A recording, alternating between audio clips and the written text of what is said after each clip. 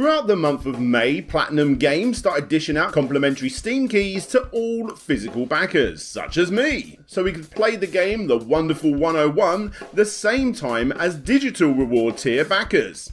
The delays for the physical release were obviously due to the worldwide pandemic that we are currently in. I got mine and it works fine. However, some of the Nintendo Switch backers of this particular campaign ended up getting keys for their digital copies that quite literally did not work.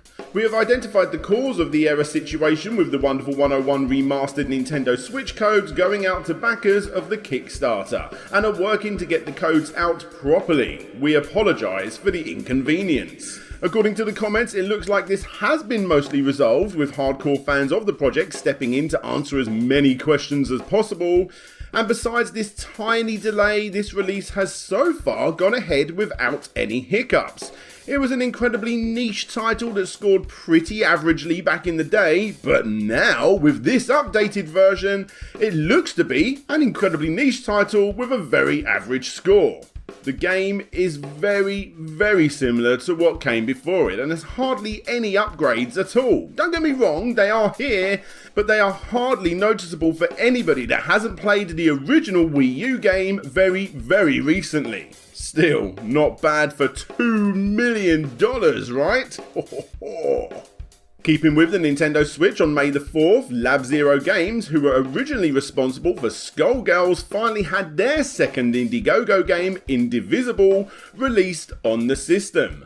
But they didn't know it was coming out. 505 Games, Indivisible's publisher, explains what happened in an update. April 28th was the original launch date for Indivisible on Switch. The build had passed QA and submission checks and was approved for release by all parties. Everything was set to automatically go live on that date. The build release was the planned launch build of the game. A decision was made to delay the launch to early May to allow for a day one update. This update will add a frame rate toggle option, 1080 dock support, ROTI performance updates, and localization changes when it goes live in May. Unfortunately, the new launch date did not get changed within the release tool. This resulted in the game going live yesterday to the surprise of everybody involved, including 505 Games. The end result is a game that actually does have a few DLC problems and the occasional graphical issue apparently due to this early and unexpected release. However, look up any review of this game and it's pretty much getting nothing but solid reviews. A completely hand-drawn Metroidvania RPG. Sign me up. And here we have yet another video game related crowdfunding campaign. However, this one isn't so good.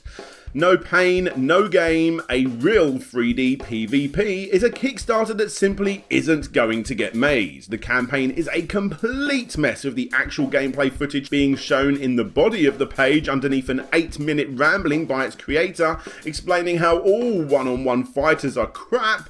But this one won't be, of course. Obviously stupid amounts of over-the-top claims, and more recently a campaign video which wasn't available the first time round, featuring stolen footage of a Mortal Kombat 11 Let's Play, which doesn't make sense at all, as this is exactly the kind of game he doesn't want to make. Still, didn't stop one backer from dropping down $5,000, did it? Yes, hello guys, and welcome to Kickscanner News for the month of May 2020. This is my crowdfunding news show where I look at all of the good, all of the bad, and all of the controversial that happens over on crowdfunding websites such as GoFundMe, IndieGoGo, and of course, Kickstarter. Now, with the world in the situation that it is currently in, thankfully starting to repair itself, people have started using sites such as Kickstarter, IndieGoGo, and GoFundMe a little bit more, and people are starting to put projects back on the website after a little bit of a dry spell for the first part of this year. That means there are plenty of good projects to go out there and support, but obviously it does mean that there's quite a few controversial ones too, which you'll be seeing in this very video. So, let's get right to it. After this. Yes guys, today's video is brought to you by the awesome folk at Ridge Wallet. The light, sleek and industrial wallet perfect for all dads that don't like filling up their pockets with fat, bulky and dirty folds of fake leather. I adore this wallet. Long-time viewers will remember I was sponsored by them about a year or so ago, and guys, I'm still using it. Unlike most people that are still using wallets filled to the brim with old receipts, out-of-date gift cards, grit and hotel keys in an unorganised mess, with the Ridge wallet you can become more like me. A guy that can hold up to 12 cards at once plus room for cash. You can choose over 30 colours including carbon fibre and burnt titanium as an example, and you can do it all in a nice minimalistic fashion in your front right pocket, keeping away from pickpocketers with its RFID blocking technology. Seriously guys, the new wallet that they've sent me is exactly like the old wallet they sent me, which just goes to show that these things are durable and they're going to be lasting you for life. So all of you people out there that want to get one for your dad for Father's Day, like I said, you're going to be getting them a wallet for life. And on top of that, if my word plus the 30,000 5-star reviews still don't convince you, then the Ridge team will happily refund you in full within 45 days if not completely satisfied. Again, a big thanks to Ridge for sending over an awesome wallet and for sponsoring the show, but for now, let's get back into Kick Scammer news. On May the 10th, this particular Kickstarter that you're going to be seeing right here got cancelled. No biggie, but this time the person that cancelled it was the campaign owner itself, thankfully before any money was taken. And yeah, the story behind this one is quite interesting. This is I Have Reincarnated as a Dragoness. Yep, this 18+ Yuri visual novel game, whatever that is, was well on track to getting funded, gaining a shade over $2,000 of its $7,000 campaign in only 5 days. But then, its 118 backers received an update thanking them for their support, but at the same time abruptly cancelling the project. Unfortunately, after posting this update, I will be cancelling the Kickstarter for I Have Reincarnated as a Dragoness. The owner goes on to explain that even though it is indeed their name on the campaign, they have discovered that the game's developer, their boss, has been dishonest in the past and even performed a few legal actions too, including the embezzlement of previous project funds. According to this update, the same measures were put in place for this campaign by the boss, who from what I can tell is a person called Toby, and the campaign owner decided to cancel the project early on before things got out of hand. Trying to find out anything regarding this developer has proven difficult, as by the time I've discovered this campaign, the update had already been posted and the link to the boss's Twitter led to a now deleted profile page. Very suspect. If what was reported on is true, this is a damn respectful thing to have done by the owner. After an extremely long and painful process of getting Kickstarter unionised, whether you agree with that or not, I'm sure you've heard plenty of stories about that in the lead up to this particular video, well, due to the issues that we are currently having around the world right now, Kickstarter has sadly had to let go quite a few of its employees. Almost 40% of the company's workforce were laid off due to people not backing as many projects as normal, and of course fewer big companies putting projects on the site too for the first half of 2020. In fact, according to the company's CEO, they have stated that they have seen a 35% drop in new projects in total. However, according to my own personal Kick Scammer detective agency over on Discord, we have personally seen a small rise in geeky and nerdy projects at the very least, and hopefully for the sake of the workforce at Kickstarter and the people interested in new and exciting ideas, we will see these numbers continue to rise in the coming months. On the 19th of May, this gimmicky, this stupid and hopefully joke campaign found its way over onto Kickstarter. The PAPERTRACK game console, a campaign that Kickstarter themselves put out as a project we love. Thanks, Kickstarter. Yes, it's quite literally a clipboard in the shape of a Nintendo Switch, and really badly done too. This was done so that you can play noughts and crosses, hangman, or I don't know, trying to draw a house without going over the same line twice, or you remember that dot game where you had to try and get the most amount of squares? I remember English lessons be good time play this game. There really isn't much else to talk about with this campaign besides the fact that it looks like it's far away from completing its goal. It's absolutely crap, and again, thanks Kickstarter for recommending such a crap project. Yes, it's another month on Kickstarter news, which does mean that yes, there's more news about the Atari VCS.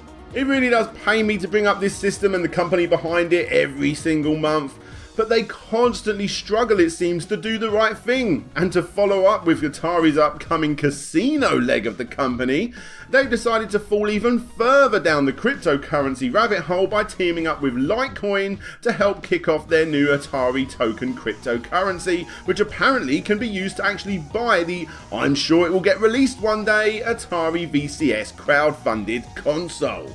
It is great to see Litecoin being used in a variety of different ways within the Atari ecosystem, from purchasing the new Atari VCS gaming console to being used as a way to invest in Atari tokens. The Litecoin Foundation is excited to see the possibilities a partnership like this can have for not only Litecoin and cryptocurrencies, but also the gaming industry and lifelong fans of Atari, said Charlie Lee, the managing director of the Litecoin Foundation. I say it every month, guys, but if this console does ever get released, I'm going to be making a pretty big video on the long life leading up to its release and all of the inevitable horrific reviews that it will be getting. And the way it's going, guys, it's going to end up being a crazier story than maybe even the Vega Plus. Okay, maybe not. On May the 21st, the Kickstarter game Once Upon a Coma was released under the new name Neversong, and according to backers in the comments section, they seem to be enjoying it. I haven't followed the campaign along completely, but as far as I can tell at a short glance, it's the perfect example of a Kickstarted video game done right, with the campaign owner updating and answering backers' questions as much as possible in the comment section, and obviously actually releasing a good product whilst updating fans along the way. Great job, guys! However, there was one big issue with this game upon release, wasn't there? You see, when that day came to send out Steam keys to all 2,798 backers that wanted one, when backers opened the email, they found a text document with 3,500 Steam keys each. Yes, the mistake was quickly discovered after kind backers of the campaign contacted the campaign owner to report the mistake, and thankfully Steam actually does allow for game publishers to pull the plug on these keys if they choose to, which obviously he did. Regardless, as stated, Thomas Brush, the guy behind this campaign, seems to be looking after his backers brilliantly besides this silly little hiccup, and although I'm yet to play it, his game seems to be doing pretty damn well too, with very positive reviews over on Steam. As always, links to these campaigns can be found in the description if this is up your street. And now, something far more stupid. A brand new Harry Potter book by somebody that didn't get any rights to do so. Oh, Benjamin Parker. In all fairness, he's actually managed to somehow last this long without getting taken down, and to the campaign's credit, it's at almost 50% of its goal. The idea for this book is to retell the story of the original Harry Potter, however, to do it from the point of view of Lord Voldemort. If it does well, he'll do 6 books based on it. It has 28 backers, 26 of which have put themselves down for a copy of the book, and my guess is that the remaining 2 are here to simply drop €1 down and, just to see what happens. It's an incredibly confusing and badly implemented Kickstarter that strangely might actually get funded. Time for another visual novels, guys. This one's about 2 flawed individuals in a world where perfection is expected and being human is a sin. Ooh, that sounds crap. Look, obviously these games are not exactly my thing, and I'm not here to rip on games I don't like. I'm here to point out the flaws and the scams of crowdfunding, and hidden right in the middle of this campaign's body of text is a few lines of dialogue that really do explain what this campaign is actually for. The primary financial goal of this campaign is to 1. Allow me to generate the remaining funds needed to finish previous projects and to send out the remaining rewards of previous projects by offering a new free game, and 2. Fund said free game. So yeah, Perfect Prism is a free game that they want you to pay for so that previous backers of previous campaigns, of which there are 3, can get the game they paid for in the beginning. Regardless, the way it's going, the campaign isn't going to be hitting its goal anyway, probably because the comment section of those previous campaigns have all fallen out with the campaign owner for getting into fights asking for updates on the failed projects. But don't worry about that, guys, because if you want to find more information about Perfect Prism, you can go and look that up on her website. Ooh. Okay, what about her Facebook? Tumblr? Oh dear. So, sorry to say, backers of all of those previous campaigns, it looks to me like she's starting to do a runner. And finally, for my recommendations of the month, I've actually got quite a few here that I have backed myself, including the roll and write game called Railroad Ink Challenge, which is doing rather well by a company with a good track record that to me kind of looks like a very advanced version of the video game Pipe Dream. You know, where you get given pieces of a pipe and you have to work out where to put them. I know it's not exactly the same, but you get the idea. It's cheap, it's cheerful, and I slapped down $18 to test it out. My wife got hold of my Kickstarter account too, by the looks of things, and it looks to me like she's been buying some kitchenware. To be fair, these do look pretty good. And the third campaign I backed, which I'm sure will come to the surprise of no one, is the incredible looking TAPEWORM tabletop game by the awesome Edmund Macmillan, which again, in super simple terms, is a gross and advanced version of Dominoes. With all of the loveliness and gruesomeness you would expect from the indie game genius responsible for such games as Binding of Isaac, Super Meat Boy, and The End Is Nigh.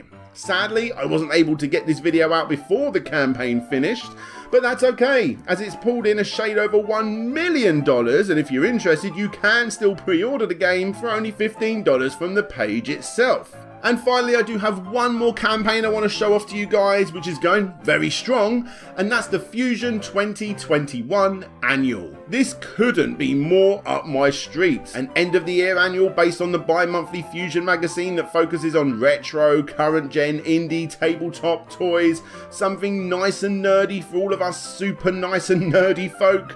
Now, full disclosure here, guys, because people, do often ask me if I get any kind of kickbacks from these campaigns that I recommend, and the answer is no. In fact, almost all of the time, I never even speak or have any kind of communications with the campaign owners that I recommend. This campaign is different, however, because I do know the people behind this book, as well as the vast majority of contributors, such as the Oliver Twins, Retro Man Cave, Stuart Ashins, and Octavius Kitten, to name a few. But again, I'm not getting any kind of kickback, it's just something I want to recommend to you guys. And with their incredible track record and vast amount of highly respectful content creators, how could I not recommend this annual? Again, all of the links to every campaign will be found down in the description.